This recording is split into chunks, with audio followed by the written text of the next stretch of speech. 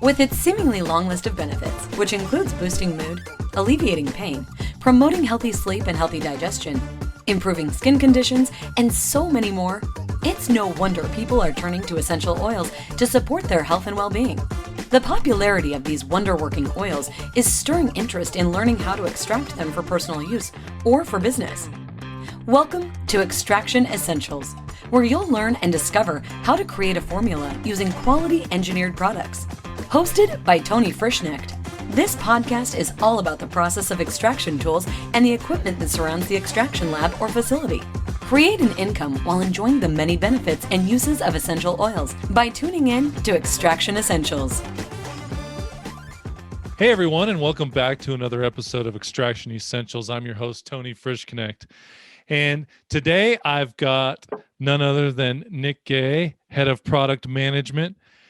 Nick is going to walk us through a couple stages today. You know, is a lot more to extracting aside from pulling the oil and the machine and everything. So what you're going to hear today is more for, the people out there that are looking to truly create not only their own product, but from their own garden, which is pretty exciting because if you've ever done that before, there's a different kind of feeling that you get, not only just making something, but growing something. You learn so much from that. So Nick and I are going to discuss a couple really cool processes and, just really getting into the garden saying, okay, how do I choose this? What am I looking for? So, I want to start by asking Nick, what are we looking for in, per se, a lavender when we're creating a lavender essence for a product that we're going to make? So choosing strains, stuff like that. Nick, what are the processes that you go through when you're picking a certain strain? So the first thing would, of course, be like growing anything. You want to think about your region, or if you're growing it indoors, you can kind of control your own environment. But we're here in Colorado, so we get some harsh winters sometimes. So lavender usually doesn't make it through the winter. So here in Colorado, one of the few strains of lavender that actually grows year after year is English lavender. But most essential oils are made out of either spike or blue lavender. And I have shown here today, this is Spanish lavender here. And then on this side here, this is the English lavender. But another way to kind of figure out what you want is especially if you're going to a garden store or something, buying these plants and not starting from seed, you just go up to them and, see what each one smells like and see what you want to get out of it. Because depending on what product. Simple. Yeah. It's just like going out and smelling the roses, Yeah, right. Well, so where's most lavender grown right now? Right now, most lavender is grown either in China or France. There's also, I think, some farms out in California, but the land out there is just so expensive that it's kind of hard to make that feasible. But with that said, the reason I'm going to be showing you cloning today is, you'll see once you actually dry these flowers out, how little it actually produces. So if you're trying to make a bunch of lavender essential oil, you're going to need a bunch of lavender plants. So we're going to show you a really easy way to just take one of these plants and turn it into many. Okay, so I love this part of the process because this is the beginning. So we're going to take you guys through the beginning. So we've got our lavender here. It's ready to go. What are the steps in the cloning process to create little baby?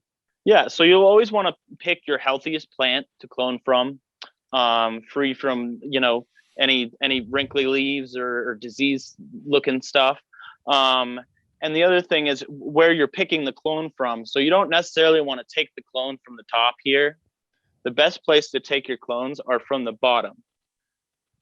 And that's because they're much more easily rooted, because just the plant itself, once it gets buried, it creates roots. And so we're going to show you today how to do all that and a couple different ways you can do that. So right in front of me here, I have this peat pot that I already have filled with dirt. I'll show you these here. Okay. So where do you get those? I just went to Home Depot for these, and they're about $2 for a 50 cell pack. So you can make up to 50 clones. So of course, I'm just going to be showing you how to make this small amount today, but you could easily just take a little bit more time and do, have 50 lavender plants started going. And the reason I like to use these is because when you transplant them, it doesn't harm the roots, which growing lavender from seed is actually pretty hard. So that's why I'm showing you today how to do it with the clones. How much time does it save you growing from clone as opposed to seed?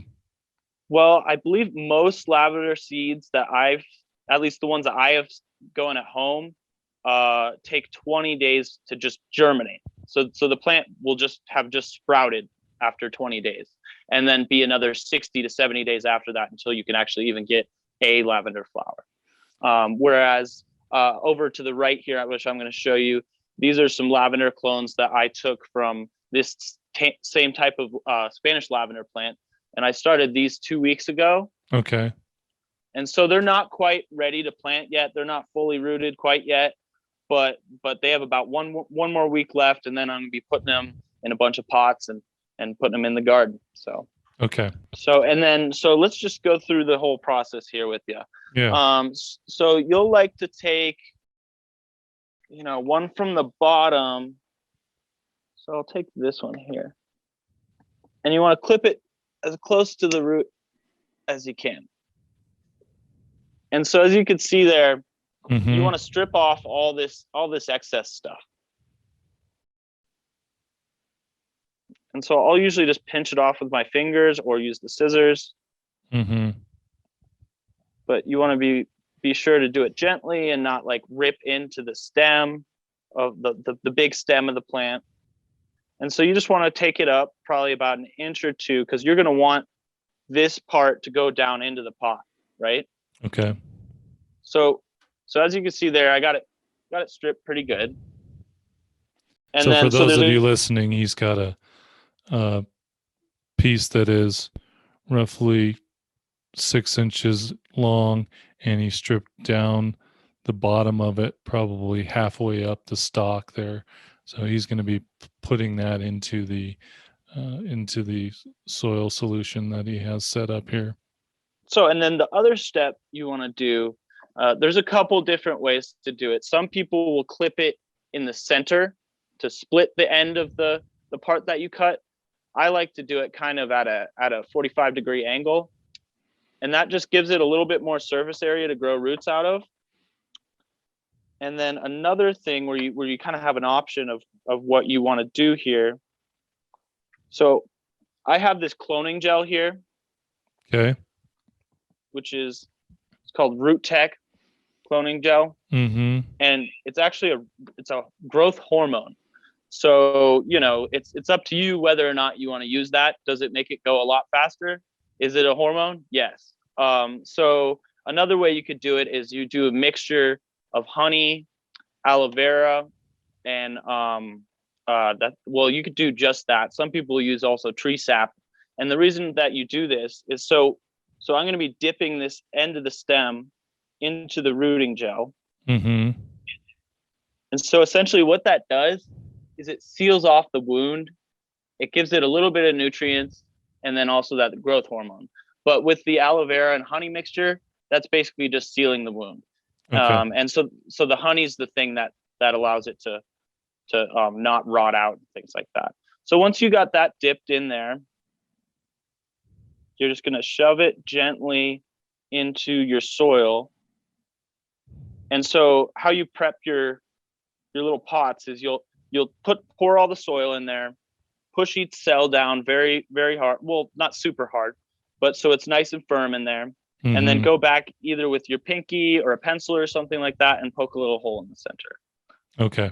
And the other thing is I also have this, this is already nice and wet and watered. So I'll always water in the soil so it's, lively before I put the clones in. Yeah. So to give people an idea of how much water that goes into it, it's not soaking wet, right? It's the Exactly. soil's not soaking wet, but it is. You can feel it when you put your hand in there and squeeze it, right? Yeah, it's like the consistency of a wrung out sponge. Okay. Yeah. And then so as we're talking, I'm just going to keep doing this so we can show you here. But there's a lot of different ways. If you look online about cloning, a lot of people have all sorts of different ways they like to do it, and all sorts of different mediums. Like some people like to use coconut coir or rock wool, or and the reason I did this today is because it's stuff that's really easy for anyone to get. You could just go to a Home Depot, get these peat pots, get some seed starting mixture, and you're ready to rock. I'm glad you brought that up, Nick, actually, because if you guys are looking at creating your own clones or starting growing, keep it simple.